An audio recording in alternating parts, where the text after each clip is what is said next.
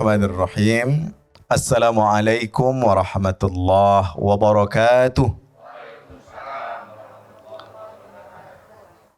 Alhamdulillah.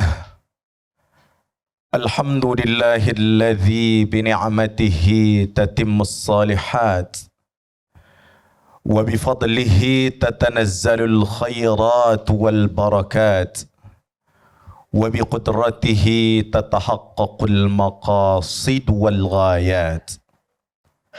Asyhadu an la ilaha illallah wahdahu la syarika lah, ilahul aradina was samawat, wa asyhadu anna sayyidana Muhammadan abduhu wa rasuluhu sayyidus sadat. Allahumma salli wa sallim wa barik wa karrim ala sayyidina wa maulana Muhammadin wa ala alihi wa ashabihi ajma'in.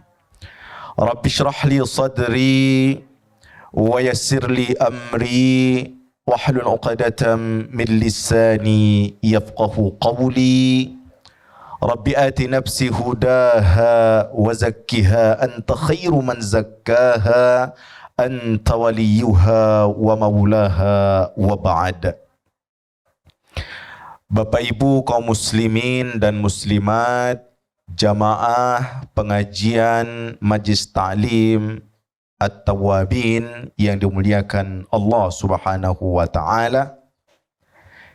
Kita bersyukur kepada Allah Subhanahu wa taala atas segala nikmat yang Allah anugerahkan kepada kita, sehingga sampai saat ini kita tetap dalam keadaan istiqamah di jalan Allah Subhanahu wa taala. Kita berharap semoga hidayah kebaikan ini, hidayah istiqamah ini senantiasa Allah kekalkan sampai akhir hayat. Amin. Allahumma amin. Salawat dan salam semoga senantiasa tersampaikan kepada junjungan agung kita Nabi besar Muhammad sallallahu alaihi wasallam, Rasul yang senantiasa kita harapkan syafaatnya, Rasul yang selalu kita jadikan suri tauladan dalam kehidupan kita sehari-hari. Apa kabar Bapak Ibu semuanya? Alhamdulillah. Ibu-ibu sehat? Bapak-bapak? Alhamdulillah. Bapak Ibu yang dimuliakan Allah, sebelum kita memasuki kajian kita pada kali ini, di dalam surah Al-Baqarah ayat 32 kita membaca firman Allah Subhanahu wa taala. Qalu subhanaka la ilma lana illa ma 'allamtana innaka antal alimul hakim. Mereka mengatakan, para malaikat mengatakan, subhanaka, maha suci engkau ya Allah, la ilma lana, kami tidak memiliki ilmu apapun, illa ma 'allamtana, kecuali apa yang Allah anugerahkan, Allah ajarkan kepada kita. Innaka antal alimul hakim, sesungguhnya Allah Subhanahu wa taala ya Allah, engkau maha tahu dan maha bijaksana. Para ulama mengajarkan kepada kita, sebelum belajar ilmu, ayo baca ayat ini. Minimal apa Bapak Ibu? Mengingatkan kepada kita bahwa kita hamba yang lemah, hamba yang dhaif, dan ilmu yang kita miliki ini hanya karunia dari Allah Subhanahu wa taala. Saya biasa melantunkannya karena biasanya jamaah biasa membaca senandung, membaca syair. Boleh diikuti Bapak Ibu ya yang bisa. Subhanaka subhanak, subhanaka la ilma lana illa ma 'allamtana innaka antal alimul hakim. Subhanaka subhanak subhanaka la ilma lana illa ma 'allamtana innaka antal alimul hakim. Ada tambahan dari para ulama begini. Subhanaka subhanak subhanaka la fahma lana illa ma fahamtana innaka antal jawadul karim. Subhanaka subhanak subhanaka la fahma lana illa ma fahamtana innaka antal jawadul karim. Nah, itu boleh kita tradisikan membaca tasbih, mensucikan Allah Subhanahu wa taala ketika kita melihat sesuatu yang istimewa, memulai ta'lim, memulai pengajian, karena dengan itu kita menyadari bahwa hanya Allah Subhanahu wa taala yang mengucurkan ilmu kepada kita. Tidak hanya ilmu Bapak Ibu, tidak sedikit orang yang secara teori banyak ilmunya, tetapi ilmu itu yang membawa hidayah, ilmu itu yang membawa kebaikan, ilmu yang membawa ketaatan. Saya kira itulah motivasi kenapa orang-orang dulu, walaupun mereka sudah tua, sudah alim, sudah ulama, mereka tetap belajar. Kenapa? Karena ternyata hidayah kebaikan itu bisa jadi dapat dimanapun kita mendengarkan majelis taklim, mendengarkan ilmu dari mulut siapapun, boleh jadi hidayah itu Allah sampaikan kepada kita. Hari ini Bapak Ibu, tema kita adalah tentang hablum minallah wa hablum minan nas. Secara bahasa Arab, hablun itu artinya ikatan, artinya tali. Hablum minallah yaitu ikatan kepada Allah, tali Allah Subhanahu wa taala. Wa hablum minan nas adalah tali sesama manusia, ikatan sesama manusia. Dan agama Islam sebagaimana yang kita fahami adalah agama yang seimbang. Agama Islam bukan hanya agama langit, tetapi dia juga agama bumi. Maksudnya apa Bapak Ibu? Kita tidak diperbolehkan untuk berada di hutan belantara, naik ke sebuah bukit gunung untuk bertahanus di situ sampai akhir hayat. Yang penting saya dekat dengan Allah. Oh, tidak boleh. Kenapa? Karena kita sebagai manusia punya tugas dan tanggung jawab. Ada anak, ada keluarga, ada saudara, yang kesemuanya itu masuk dalam kategori tanggung jawab dan tugas kita sebagai sesama manusia. Atau sebaliknya juga tidak boleh seseorang sibuk mencari nafkah, sibuk bekerja sampai lupa sholat, lupa zakat, lupa puasa. Hubungannya kepada manusia luar biasa baiknya.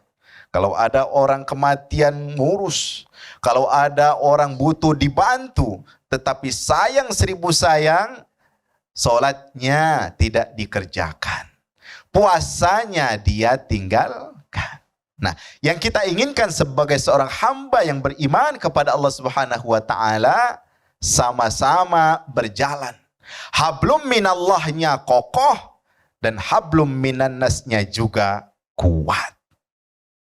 Karena itu disebutkan dalam Al-Quran surah Ali Imran ayat 112, "Duribat alaihimud dillatu aynama thuqifu illa bihablim minallah wa hablim minan nas." Mereka itu akan dikenakan, ditimpakan kehinaan kemanapun mereka berada, kecuali illa bihablim minallah, kecuali ketika mereka memiliki ikatan yang kuat kepada Allah, dan yang kedua ikatan yang kuat terhadap sesama manusia. Artinya agama kita adalah agama yang membumi, agama yang memperhatikan kebutuhan spiritual kita, agama yang memperhatikan kebutuhan material kita. Sebagai manusia kita butuh makan, minum. Sebagai manusia kita butuh pakaian. Tetapi tidak cukup di situ. Sebagai manusia kita memiliki qalbun, memiliki hati. Ruh kita miliki, dan ini memiliki makanannya pula. Karena itu penting sekali kita memahami hablum minallah wa hablum minan nas. Ketika ini seimbang Bapak Ibu, maka insya Allah hidup seseorang juga akan seimbang. Tetapi apabila berat sebelah,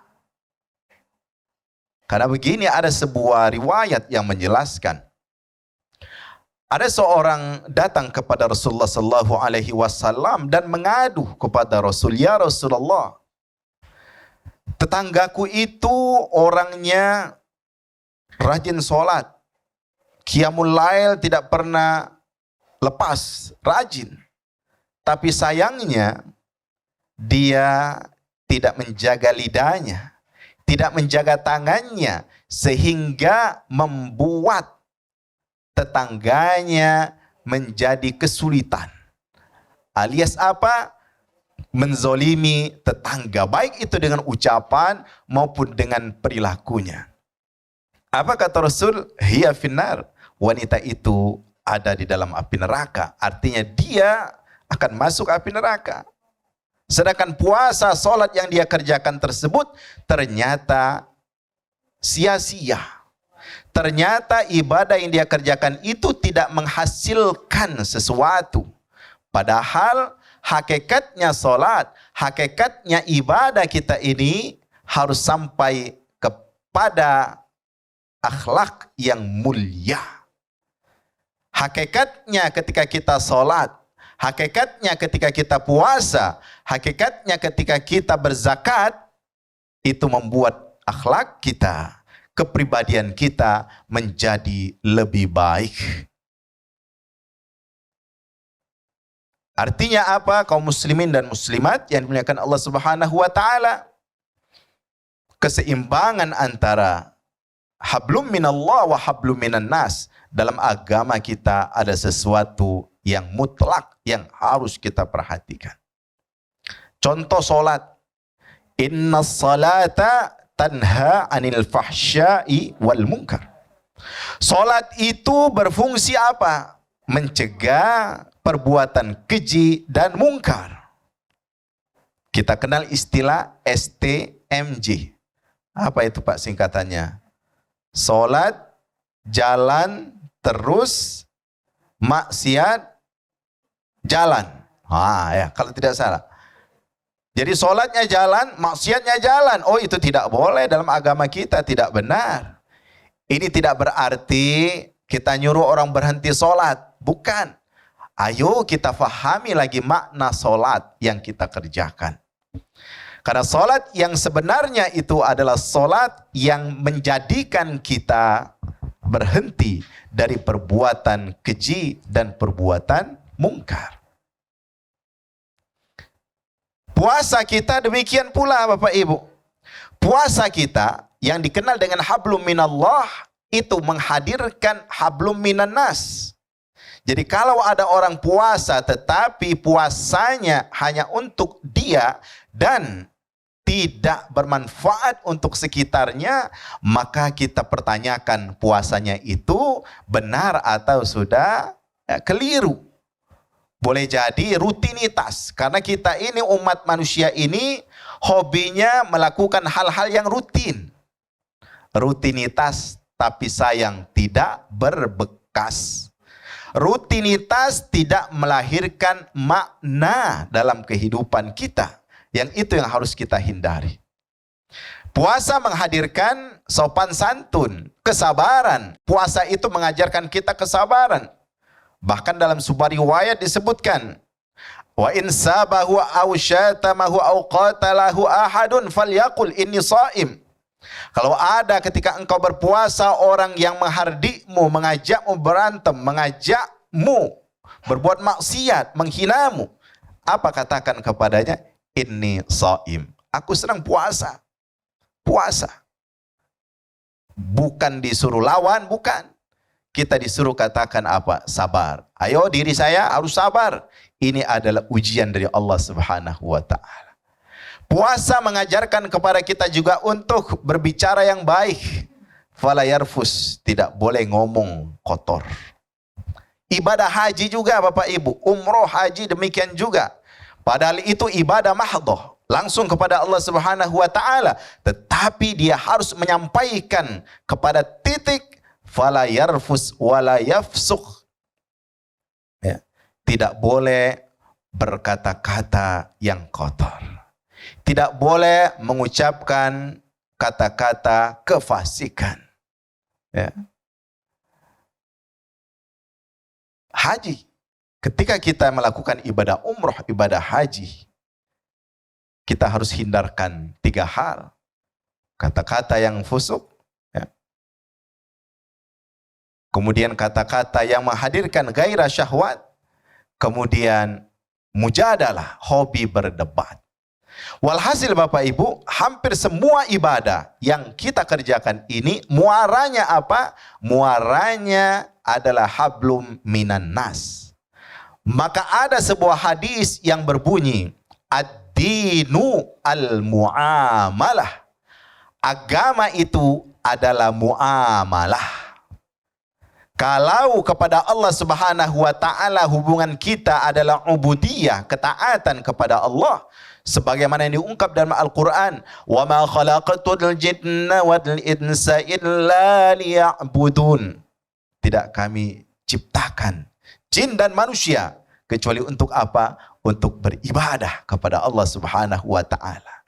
Artinya apa? Hablum minallahnya kita adalah ubudiyah, ketaatan yang mutlak kepada Allah Subhanahu wa taala. Menghindarkan kesyirikan. Jangan sampai kita menduakan Allah Subhanahu wa taala. Allah uji kita dengan kesenangan, Allah uji dengan kesulitan. Dalam berbagai kondisi, jangan sampai kita mempersekutukan Allah Subhanahu wa taala. Tidak sedikit Bapak Ibu, ketika orang diuji dengan penyakit yang tidak sembuh-sembuh, akhirnya dia syirik, mencari pengobatan-pengobatan yang membuat dia tidak yakin kepada Allah Subhanahu wa taala. Atau sebaliknya, Allah anugerahkan kesehatan, Allah anugerahkan kebaikan kepadanya, menjadikan orang tersebut syirik kepada Allah Subhanahu wa taala. Karena itu, kepada Allah Subhanahu wa taala ini yang disebut dengan ubudiyah, menyembah Allah secara benar, menyembah Allah secara hakiki. Dan itulah dalam istilah saat ini, hablum minallah itu dikenal dengan kesalehan individu. Kesalehan individu itu apa Bapak Ibu? Ya secara pribadi beragama kita bagus. Sholat kita jangan ditanya. Bukan karena tidak sholat, memang bagus sholat kita. Puasa kita begitu juga. Zakat kita, haji, umroh kita begitu juga. Maka itu disebut dengan kesalehan individu. Nah sedangkan hablum minan nas, ini yang dikenal dengan kesalehan sosial. Bagaimana sebuah ibadah itu bisa berdampak sosial, berdampak kepada masyarakat, membawa keberkahan, membawa kebaikan. Nah ini yang harus kita perhatikan. Karenanya orang yang ibadahnya karena ilmu, Berbeda dengan orang yang ibadahnya taklid, ikut-ikutan. Orang yang ibadahnya karena ilmu, mereka tidak hanya berhenti belajar mengikuti ya, cara menggerakkan tubuh ketika sholat, tetapi mereka juga belajar cara menggerakkan hati ketika sholat. Orang yang belajar ilmu tentang wudhu tidak sekedar taklid, Bapak Ibu. Mereka tidak hanya belajar bagaimana membersihkan organ wudhu dengan air atau bertayamum. Tidak cukup di situ, tetapi mereka belajar juga bagaimana meresapi, memahami filosofi ajaran dari masing-masing gerakan wudhu yang kita kerjakan tersebut. Maka ada istilah wudhu zohir, ada wudhu batin. Wudhu zohir itu apa yang kita lakukan? Kita cuci, basuh ya, organ wudhu kita. Tetapi wudhu batin ketika kita mencuci tangan, hidung. Bukankah dalam hadis Rasulullah SAW dijelaskan ketika seorang hamba Allah Subhanahu wa Ta'ala berwudu, tasaqata dzunubuhu, dosa-dosanya berjatuhan dari matanya, dari hidungnya, dari telinganya, dari semua organ wudu ini berjatuhan dosa-dosa yang dia kerjakan. Artinya apa? Ketika kita berwudu, maka kita memahami bagaimana kita menjaga pandangan kita, menjaga mulut kita, menjaga hidung kita, menjaga tangan kita, menjaga kaki kita, dan seterusnya. Ini maknanya apa Bapak Ibu? Ketika kita belajar ritual ibadah agama ini dengan benar, tidak sekedar taklid mengikuti tanpa ilmu, maka dia akan menghadirkan kebaikan. Ketika kita belajar ilmu agama dengan baik, yang hadir apa? Keistiqomaan dalam beribadah. Jadi hablum minallah kepada Allah Subhanahu wa Ta'ala akan tetap kuat kalau kita belajar agama ini dengan ilmu. Hablum minan nas, Bapak Ibu, kesalehan sosial yang kita sebutkan tadi adalah bukti dari suksesnya ibadah kita. Jadi sukses ibadah seseorang itu akan terlihat sejauh mana ibadah yang dikerjakan itu berdampak baik dalam kesalehan sosialnya. Kalau ada orang yang rajin sholat, rajin puasa, tetapi pelit, ini sayang. Ini dia hanya memikirkan hubungannya kepada Allah, tidak sampai memperhatikan hubungannya sesama manusia. Karena itu Bapak Ibu Allah Subhanahu wa Ta'ala, kita berusaha ya, menyeimbangkan urusan kita ini. Hablum minan nas banyak sekali. Baik itu yang wajib, yang sunnah. Kemudian juga terkait dengan hablum minallah wa hablum minan nas ini disebutkan dalam sebuah hadis, dan ini sangat penting untuk kita perhatikan, bahwa ternyata Bapak Ibu, kalau hablum minan nasnya kita ini salah dan keliru, ternyata di akhirat kita akan menjadi orang-orang yang bangkrut. Apa itu orang bangkrut? Rasulullah bertanya, atadruna manil muflis? Kata Rasul, wahai para sahabat-sahabatku, tahu tidak kalian siapa orang-orang yang bangkrut itu? Para sahabat mengatakan, man la dinar wala dirhamalahu ya Rasulullah. Ya Rasul, orang yang bangkrut itu, orang yang jatuh miskin itu, mereka yang tidak punya dinar, tidak punya harta, tidak punya uang. Kata Rasul, bukan demikian. Al-muflisu min ummati, kata Rasul. Nah, orang yang bangkrut dari umatku itu adalah seseorang yang pada hari kiamat nanti datang membawa pahala ibadahnya, pahala sholatnya, pahala puasanya, dan pahala-pahala amal-amal ibadah mahdonya. Namun sayang, kata Rasul, waqad syatama hadza, waqad akala mala hadza. Namun sayang, kata Rasulullah, orang itu dalam kehidupannya sehari-hari dia sudah berbuat zalim kepada orang lain. Ada yang mencaci maki saudaranya, Ada yang memukul saudaranya, ada yang membunuh saudaranya, ada yang mengambil harta hak saudaranya. Maka kata Rasul, itulah sesungguhnya orang-orang yang bangkrut di antara umatku. Artinya Bapak Ibu, ternyata ibadah yang selama ini kita kerjakan, kalau hablum minan nasnya tidak benar, tidak baik, maka boleh jadi kita terkategori orang-orang yang muflis, bangkrut. Na'udzubillah min dzalik. Kita berlindung kepada Allah Subhanahu wa taala supaya kita dihindarkan dari orang-orang yang bangkrut tersebut. Tidak hanya demikian Bapak Ibu. Apa yang akan terjadi dengan mereka itu? Maka kata Rasul akan diambil ya, pahala-pahala kebaikan kita ini, orang-orang yang berbuat soleh kebaikan tadi tetapi sayangnya berbuat zalim, kebaikannya, pahalanya tersebut akan ditransfer kepada orang-orang yang terzalimi.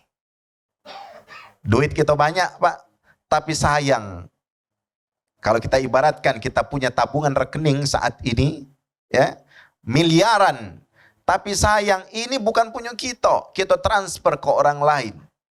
Begitu juga dengan ibadah. Banyak sudah kita tumpuk ibadah kita ini.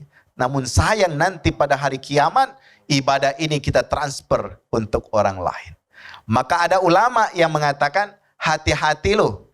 Jangan sampai kita ibadah, tapi ibadah kita ini untuk orang lain. Hati-hati loh kita sholat, puasa sekarang ini. Tapi puasa kita sekarang ini, sholat kita sekarang ini hanya untuk orang yang kita zalimi.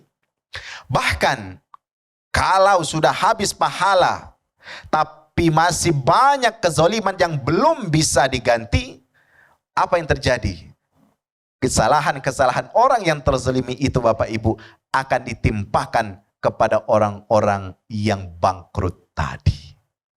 Kira-kira Bapak Ibu, kita kepengen tak jadi orang yang bangkrut ini? Tidak galak-galau, insya Allah kita dekati yang galak.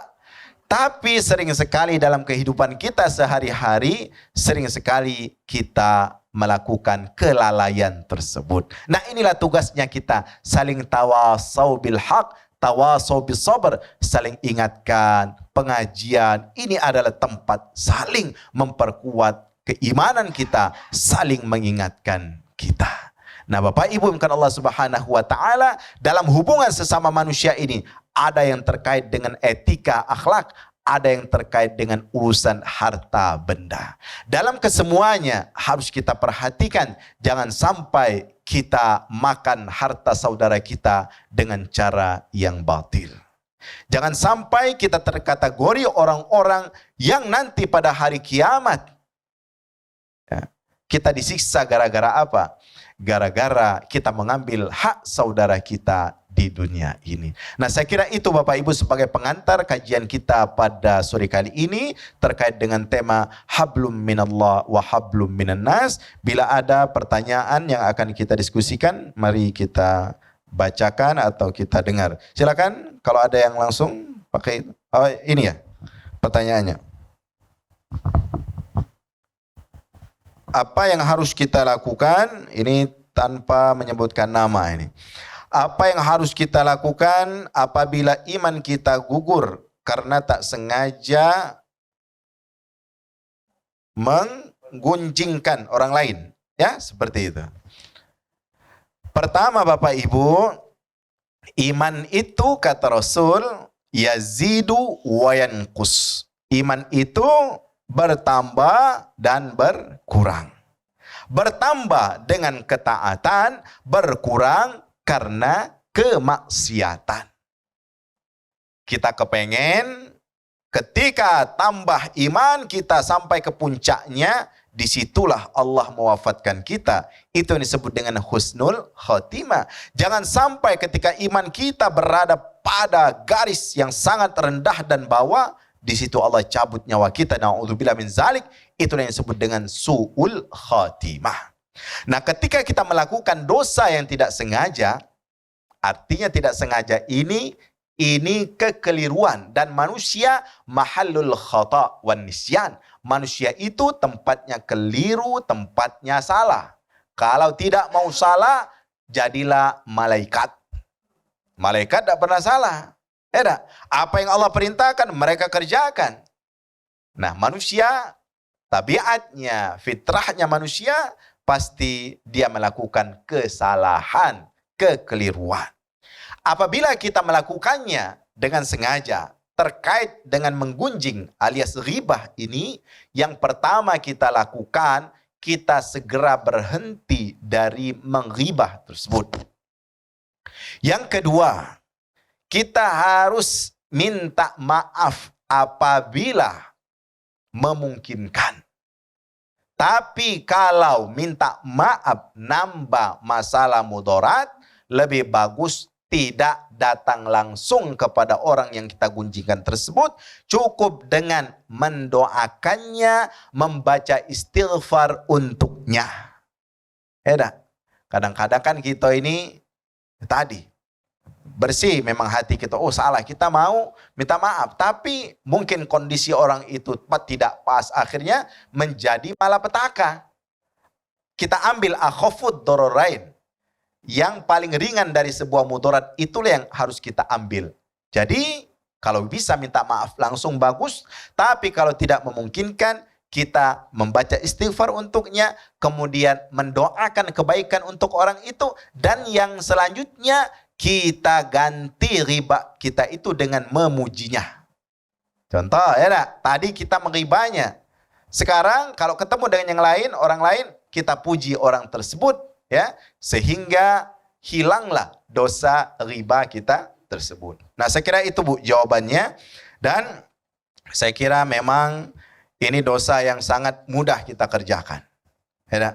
Karena itu Allah Subhanahu wa taala ingatkan, jangan sampai kita sering melakukan perbuatan itu. Bahkan disebutkan dalam Al-Quran, diumpamakan seperti makan daging saudara kita sendiri. Kadang-kadang orang selesai makan minum, cuci mulutnya itu pakai buah, Nah, sekarang ini sudah ganti, gosip. Cuci mulutnya itu pakai gosip. Nah, kita berhindar dari itu Bapak Ibu. Kita lanjutkan. Berdosakah kalau seseorang yang meninggalkan keluarga untuk mengejar amal ibadah ke luar negeri sampai ke negeri India? Meninggalkan sampai berapa bulan? Apakah ini menzolimi keluarganya? Pertama begini. Kita tahu tugas seorang bapak adalah menafkahi anak, menafkahi istrinya. Itu kewajiban utama. Dan itu tidak bisa diwakilkan kepada orang lain. Sedangkan berdakwah, khuruj dalam istilah terminologinya, pergi ke tempat-tempat tersebut, itu adalah fardu kifayah. Jadi kita harus bagi, ada fardu ain, ada fardu kifayah. Fardu ain, kita menafkahi keluarga, mengurus pendidikan anak kita, istri kita, sampai mereka menjadi orang baik, karena ini perintah Al-Quran. Dalam surah At-Tahrim disebutkan, Ya ayyuhalladzina amanu qu anfusakum wa ahlikum nara. Ini perintah lu. Wahai orang-orang yang beriman, jaga dirimu dan keluargamu dari siksa api neraka. Artinya ini fardu ain. Tidak bisa tetangga kita ngurusnya, Pak. Pak RT, aku nak pergi, nitip anak aku, nitip istri aku. Tidak bisa. Karena tanggung jawab ini adalah fardu ain.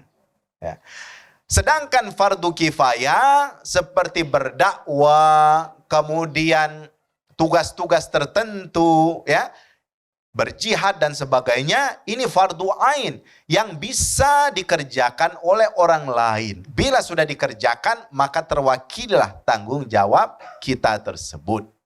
Karena itu yang harus dilakukan bagi mereka yang punya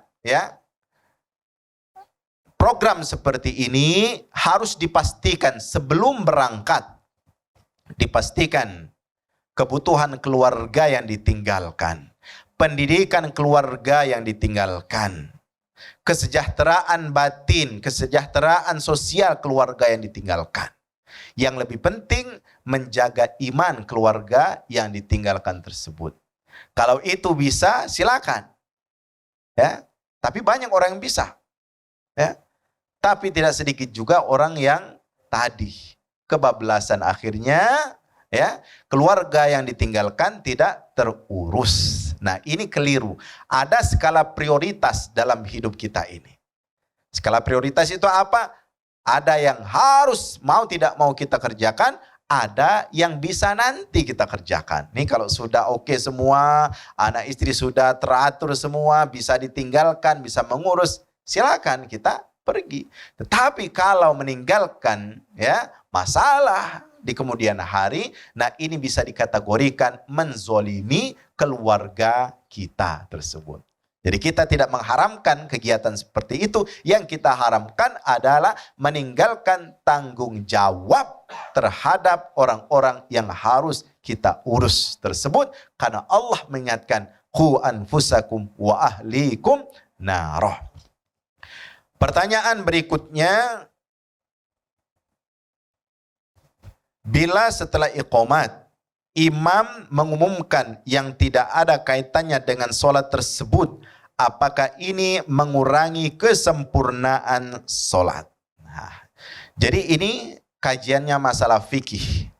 Dalam mazhab Imam Asy-Syafi'i memang diingatkan bahwa antara jedah waktu qomat dengan sholat itu tidak boleh terlalu lama dan tidak ada yang menjadikan melupakan kita untuk sholat.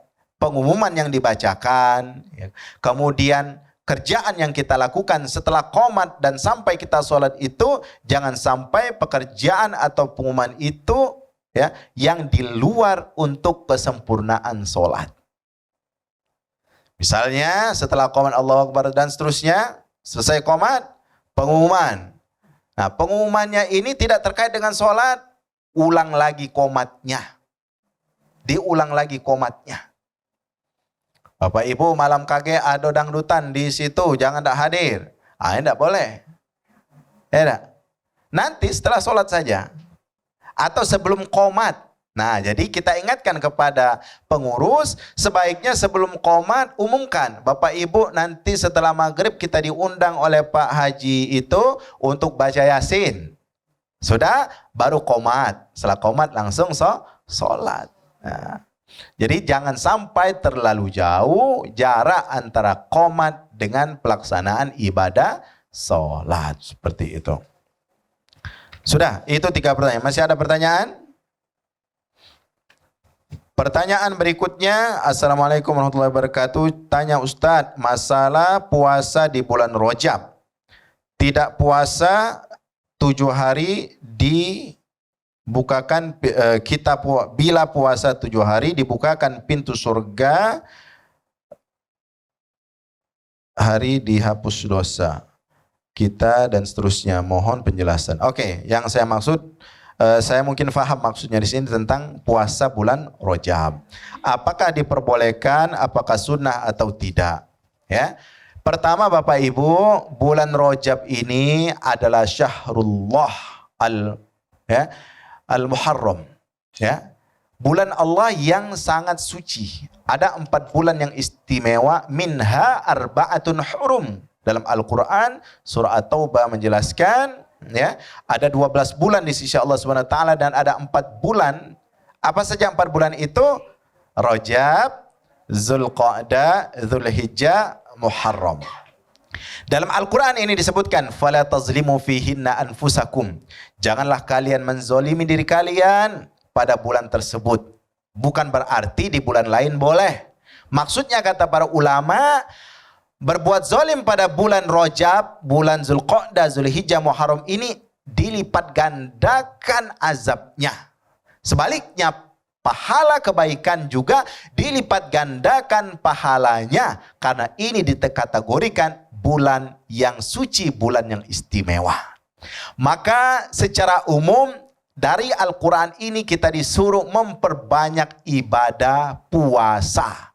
memperbanyak ibadah solat, memperbanyak ibadah zikir, sodako, baca Al-Quran, semua ibadah disuruh perbanyak.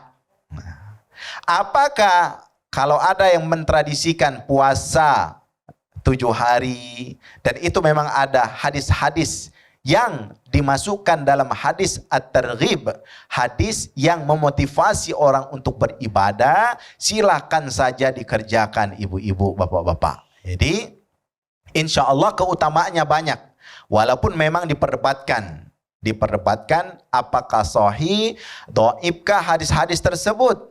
Minimal yang harus kita fahami dari ayat Al-Quran itu bahwa puasa di bulan suci Rajab ini akan dilipat gandakan pahalanya. Ya, bagi yang memahami hadis-hadis seperti 7 hari puasa akan dibukakan pintu surga, dimasukkan ke surga Allah yang tertinggi, maka itu jangan dipastikan betul dari Nabi, tetapi semoga betul itu dari Nabi. Kenapa? Karena kita tidak bisa memastikan. Para ulama hadis pun memperdebatkan hadis tersebut.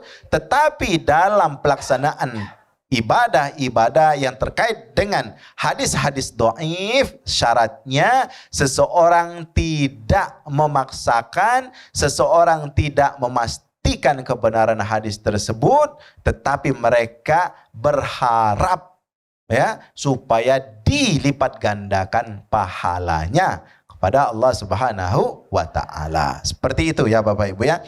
Jadi ya memang perdebatan seputar Rajab ini luar biasa banyaknya. Ada yang setuju, ada yang tidak. Ya, itu terkait mazhab masing-masing. Tetapi yang kita sarankan ketika kita puasa Rajab, silakan. Saya puasa Rajab boleh, atau puasa hari Senin pada bulan Rajab silakan, karena memang ada dalil-dalilnya. Yang tidak boleh kita memaksakan atau mengharamkan orang-orang yang ingin beribadah puasa seperti itu. Nah, ada doa yang baik Bapak Ibu di bulan Rajab ini diajarkan dalam sebuah hadis ya. Apa doanya? Kita hafal semuanya. Allahumma barik lana fima kok doa makan ini? Pak Sultan ini sudah mau doa makan ini, mana Pak Sultan?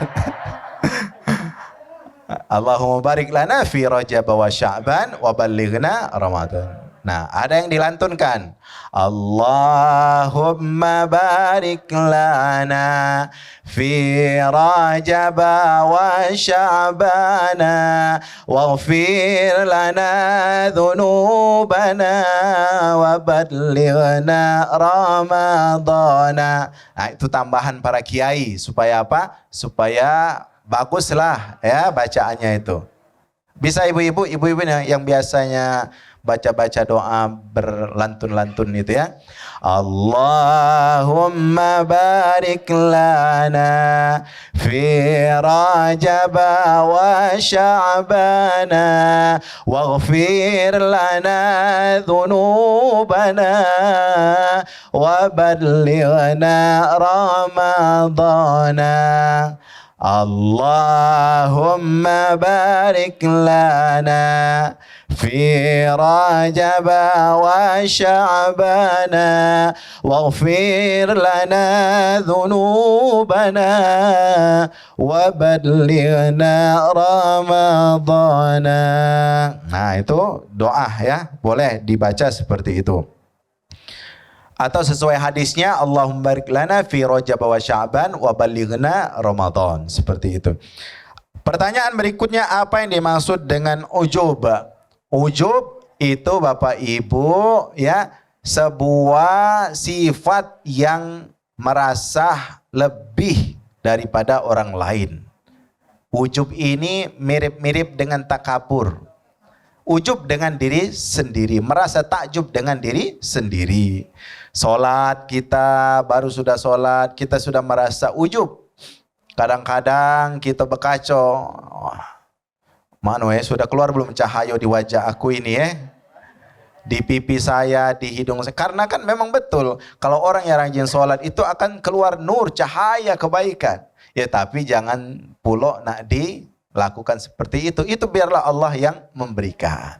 Allah yang memberikan. Nah, jadi ujub ini orang yang merasa hebat dengan amal ibadah yang dia kerjakan, ya. Kalau memotivasi boleh. Motivasi, wah, saya harus kuat sholat malam setiap malam harus. Itu boleh. Tetapi yang tidak boleh itu ujub. Ujub itu di mana, Bapak Ibu? Di hati. Yang tahu itu hati kita. Maka penyakit hati yang tahu itu kita dan Allah. Karena manusia ini ngiro-ngiro baik. Ya, uji kita ujub itu padahal tidak bagi dia. Karena itu kita harus berhusnuzon selalu kepada manusia ini. Ya, ada uang nyumbang sebut namanya uji kita ujub, belum tentu. Boleh jadi dia mengajarkan kepada orang lain syiar agama.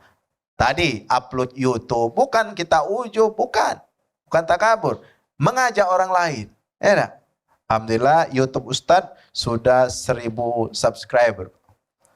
Lagi nunggu. Yang belum subscribe ditunggu. Jadi masih nunggu monetize sekarang ini ya, mohon doanya. Karena dari situ salah satu cara kita untuk dakwah saat ini. Dakwah, menyebarkan kebaikan. Apalagi konten-konten yang ada di media sosial ini, ya. Kalau tidak kita imbangi, kacau anak muda-muda ini. Jadi orang-orang yang alim, orang-orang yang pintar, orang yang soleh, yang taat, ayo masuk dalam dunia sosial, media sosial ini, ya, ajak masyarakat generasi muda ini untuk kembali kepada Allah Subhanahu wa taala.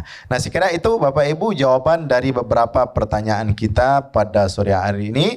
Semoga apa yang kita pelajari memberikan manfaat, kebaikan bagi kita semuanya, dan semakin kita tahu tentang agama ini, semakin kita dekat dengan Allah Subhanahu wa taala. Mari kita tutup dengan berdoa. A'udzubillahi minasyaitonirrajim. Bismillahirrahmanirrahim. Alhamdulillahi rabbil alamin hamdan syakirin hamdan na'imin hamdan yuwafi ni'amahu wa yukafi'u mazidah.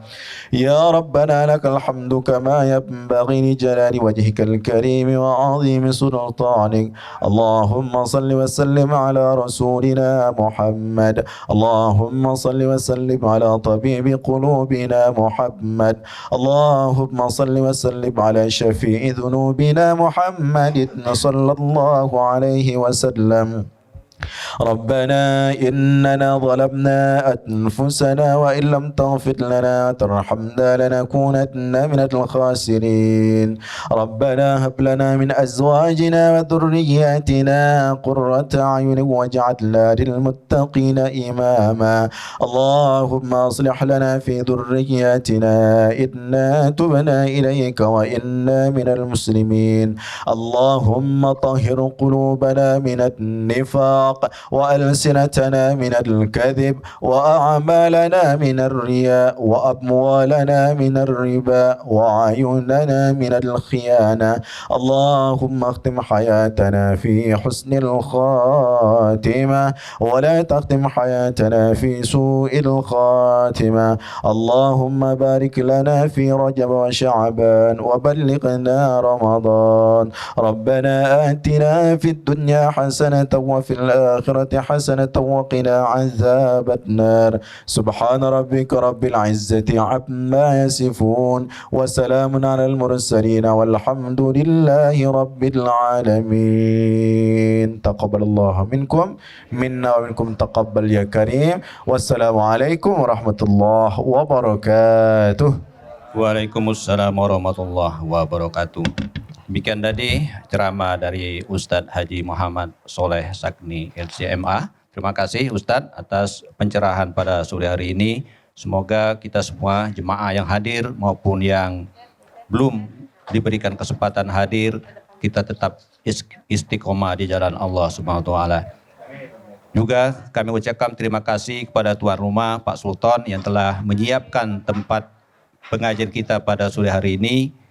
Kami ucapkan terima kasih dari pengurus maupun dari para jemaah sekalian.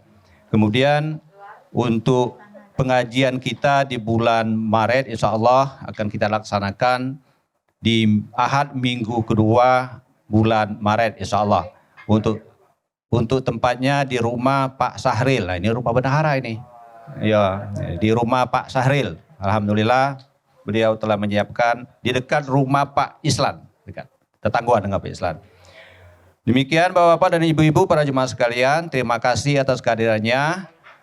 Kita akan berjumpa kembali di minggu kedua Ahad. Kita tutup pertemuan kita dengan mengucapkan hamdalah, alhamdulillahirabbil alamin, bila taufik wal hidayah. Wassalamualaikum warahmatullahi wabarakatuh. Waalaikumsalam warahmatullahi wabarakatuh.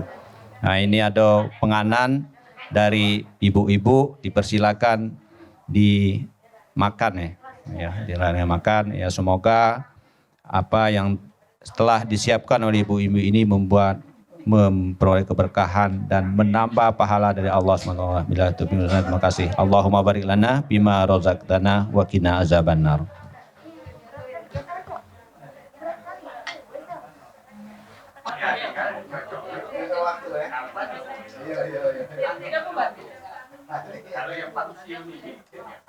Kamera kalau.